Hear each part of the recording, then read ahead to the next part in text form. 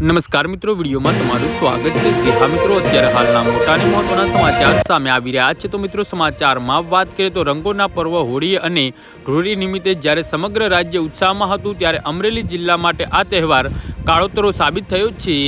જી હા મિત્રો, છેલ્લા 48 કલાકમાં જિલ્લાના વિવિધ માર્ગો પર સર્જાયેલા ગમખ્વાર અકસ્માતમાં કુલ 7 લોકોએ પોતાના જીવ ગુમાવ્યા છે। ખાસ કરીને નેશનલ હાઈવે પર વાહનોની વધતી અવરજવર અને બેદરકારીના કારણે અનેક પરિવારો પોતાના સ્વજનો ગુમાવ્યા છે, જેના કારણે સમગ્ર પંથકમાં ભારે આતંક જોવા મળી રહ્યો છે।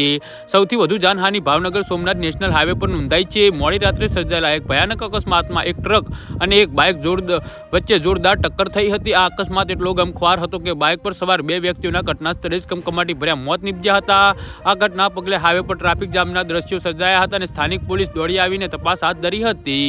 જી હા મિત્રો, તો આના વિશે તમારું શું કહેવું છે તો નીચે અમારી કમેન્ટ બોક્સમાં જરૂરથી જણાવજો અને અમારી યુટ્યુબ ચેનલને સબસ્ક્રાઇબ કરવાની ભૂલતા નહીં। ધન્યવાદ।